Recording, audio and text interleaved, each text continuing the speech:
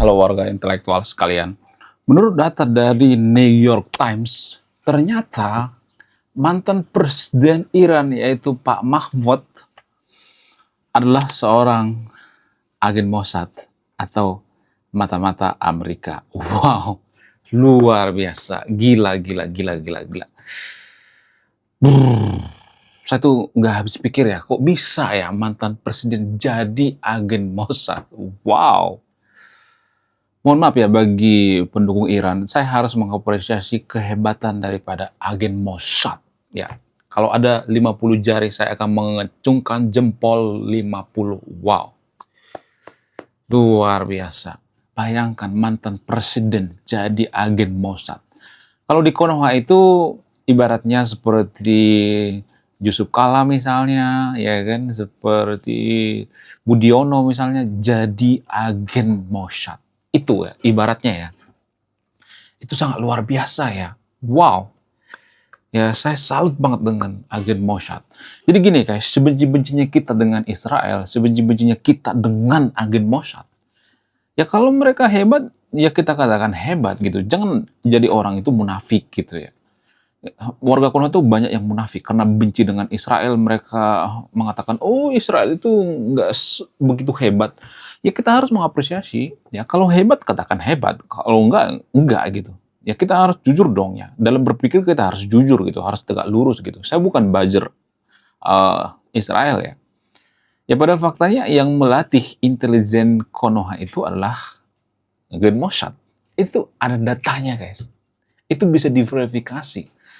Jadi artinya kalau agen Mossad itu luar biasa, kita harus mengapresiasi. Kemudian selain itu, ya ini yang jadi pertanyaan besar ya. Kok bisa mantan presiden Iran itu dijadikan agen Mossad? Cara ngerekrutnya gimana? Iya kan? Ini pertanyaan besar ya. Cara ngebujuknya gimana? Apakah karena mantan presiden Iran ini sebenarnya sudah kecewa dengan Ayatollah Ali Khamenei? Apakah karena dia butuh duit? Lalu ketemunya di mana? Nah, ini jadi pertanyaan besar. Ya, pasti ketemunya di luar negeri dong kan? Tapi di mana gitu? Ya, ketika dia di luar negeri kan dia kan dikawal sama ini juga, ajudan gitu ya. Dikawal sama tentara IRGC gitu. Tapi kok bisa lepas gitu? Kok bisa ada celahnya? Nah, di video ini saya akan membocorkan celahnya. Kemudian selain itu, ya ternyata mantan presiden Iran ini ya nggak ada yang curiga sebelumnya. Namun ada sebuah kejadian yang bikin orang curiga dengan mantan presiden Iran itu. Apa itu alasannya? Bagaimana kronologinya? Kok bisa? Jadi di video ini saya akan bongkar sampai ke akar-akarnya. Apa itu faktanya? Faktanya adalah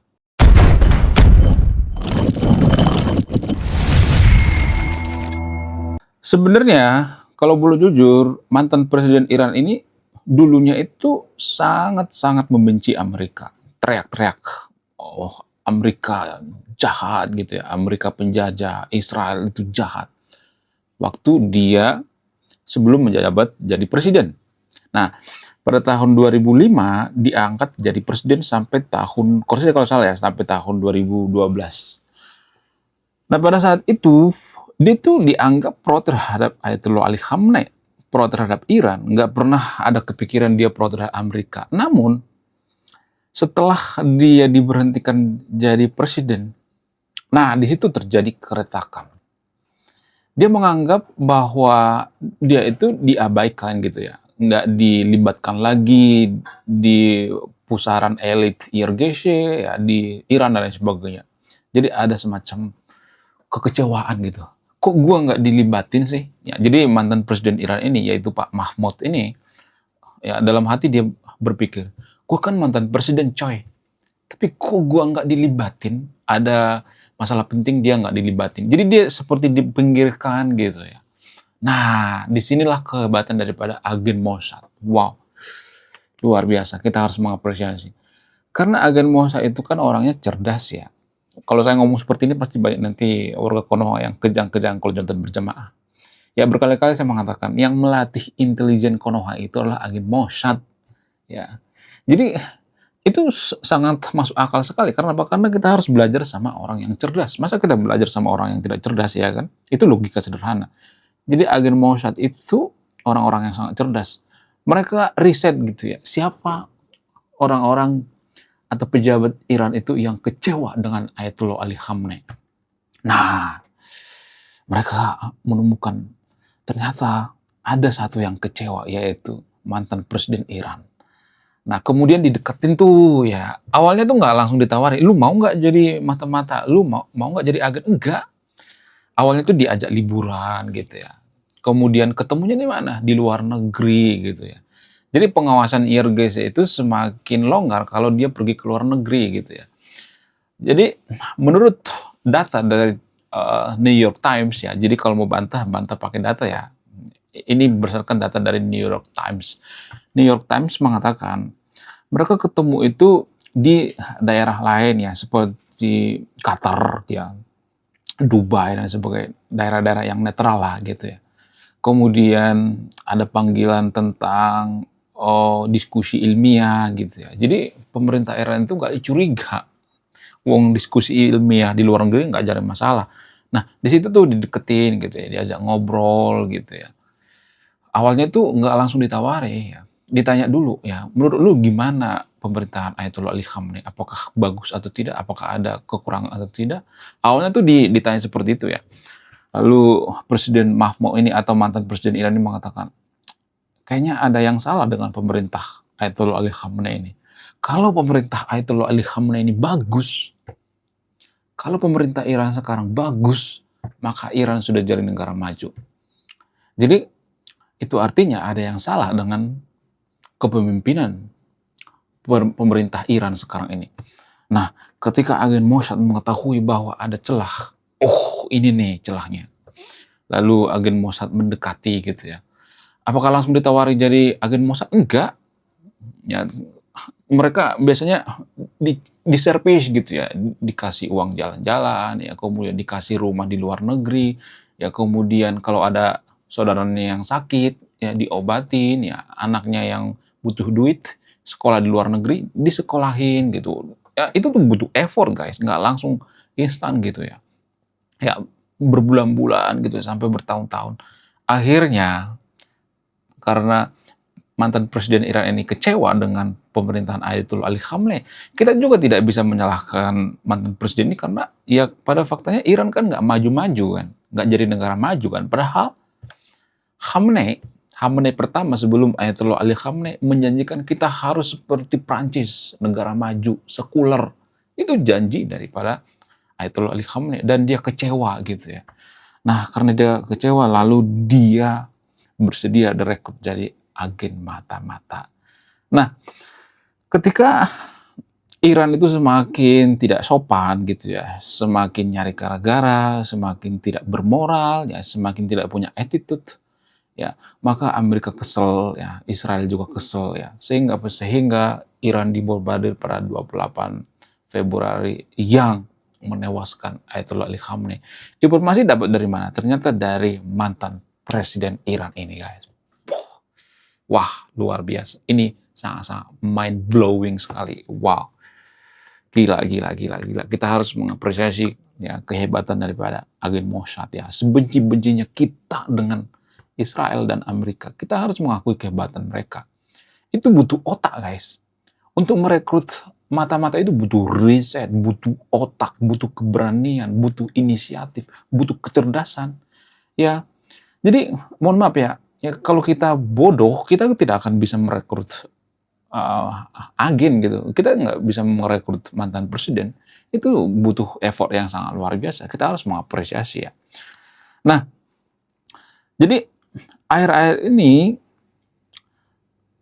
ternyata ada pejabat tinggi dari IRGC itu mengetahui dan mereka mempelajari pola.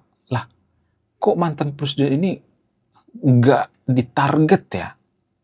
Jadi Israel kan menarget ya beberapa pejabat daripada Iran, tapi kok ini nggak ditarget? Kemudian pernah suatu ketiga, ya ini yang bikin IRGC itu jadi penasaran gitu. Suatu ketika pasukan IRGC itu mengamankan mantan presiden ini di sebuah rumah ketika Iran dibombardir gitu ya, diamankan di sebuah rumah.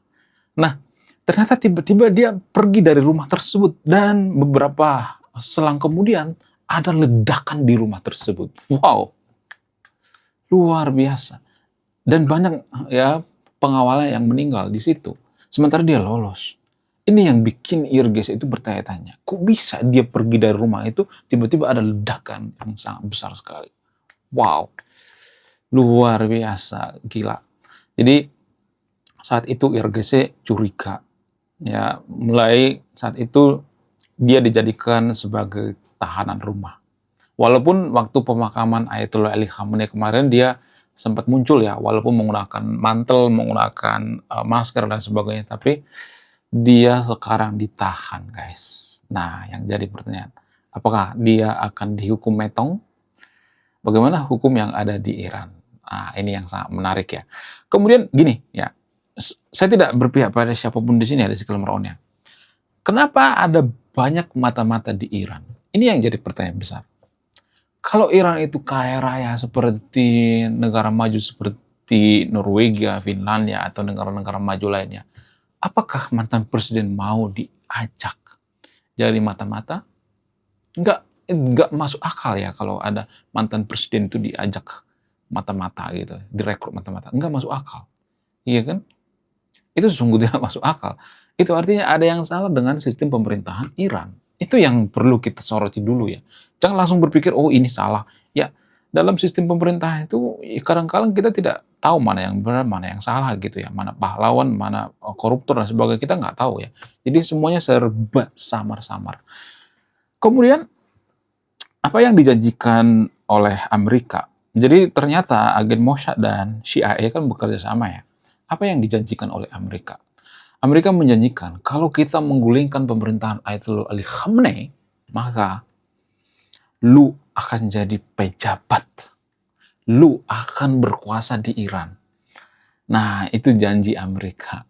Jadi mungkin ini ada semacam kekecewaan ya. Kok pemerintah Iran sekarang ini menganggap gua mata-mata, padahal gua kan tujuannya baik gitu ya. Untuk apa? Untuk memperbaiki Iran. Jadi tujuan daripada mantan presiden Iran ini, Pak Mahmud ini, sebenarnya tujuannya baik untuk memperbaiki Iran. Ya, kalau misalnya mengatakan oh pengkhianat, tergantung juga gitu. Kalau di satu negara itu banyak koruptor, apakah kita layak disebut pengkhianat gitu? Kalau kita meruntuhkan para koruptor gitu, atau memusnahkan pemerintah yang korup gitu? Ya kan tergantung sudut pandang ya, tergantung keberpihakan gitu. Kalau orang yang fanatik terhadap Ayatollah Ali Khamenei mengatakan bahwa oh ini sesat, mantan presiden Iran ini pengkhianat. Tapi kalau dari sudut pandang lain gitu ya, kalau misalnya kita lihat data ya, kita bicara by data ya, saya tidak asal mangap ya. Saya selalu menjaga integritas di channel ini. Ya, berdasarkan data dari Indeks Corruption, Iran itu salah satu negara paling korup di dunia. Jadi bagaimana mungkin ya kita itu setia dengan pemerintah yang korup? Enggak masuk akal. Enggak mungkin ya. Jadi sebelum negara meminta kita setia, maka pemerintah juga harus bersih. Bagaimana mungkin pemerintah kita mengatakan kalian itu pengkhianat, sementara mereka itu korup gitu ya, korupsi gila-gilaan. Itu kan yang jadi pertanyaan. Iran juga seperti itu. Itu menurut data guys, data dari Indeks Corruption. Pemerintah Iran itu korup, sehingga mereka susah jadi negara maju. Nggak ada satupun sejarahnya negara maju dunia ini bisa maju karena mereka korupsi. Nggak ada. Itu yang ditentang oleh mantan presiden Iran.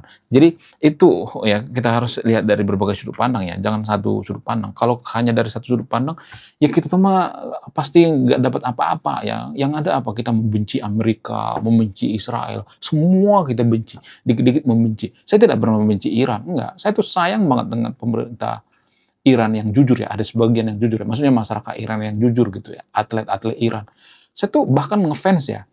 Ada satu pecatur yang sangat luar biasa dari Iran, tapi tidak dimanfaatkan oleh pemerintah Iran, yaitu seorang pecatur kuat bernama Ali Reza Firoja. Nanti search di Google ya, saya tidak asal mangap ya. Dia tuh orang Iran, sangat jago dalam bermain catur. Sering ketemu dengan pecatur terbaik sepanjang masa, yaitu Magnus Carlsen. Bahkan Magnus Carlsen mengatakan, Ali Reza Firoja itu adalah catur yang sangat kuat sekali, yang luar biasa. Dia mengakui gitu. Itu dari mana? Dari Iran, masih muda. Sekarang dia pindah ke mana? Ke Prancis. Dia membela Prancis, guys. Ya, seorang atlet. Saya cinta dengan masyarakat Iran yang tidak korup gitu ya. Menurut kalian gimana? Coba tulis komentar ya. Tidak akan berpihak di video ini, Anda yang menyimpulkan. Belum kita lanjut. Jadi guys, kemarin ada yang nanya, lu apa sih kontribusinya bagi negara ini? Kontribusi saya ini guys ya. Nulis buku, judulnya Budi Tanpa Pekerti. Ini temanya bahas tentang agama. Kemudian sama lupa, kisah dalam buku ini ada seorang kiai bingung memilih antara mau menyelamatkan hutan atau menyelamatkan 1000 anak yatim. Link pembeliannya ada di pin komentar video ini. Jadi endingnya apa ya? Saya penasaran ini. Saya jadi penasaran ini isinya apa. Beli juga beli. Link pembeliannya ada di pin komentar video ini. Oke mas bro, sekian video ini. Terima kasih sudah memahami. Saya warga intelektual, salam nasional.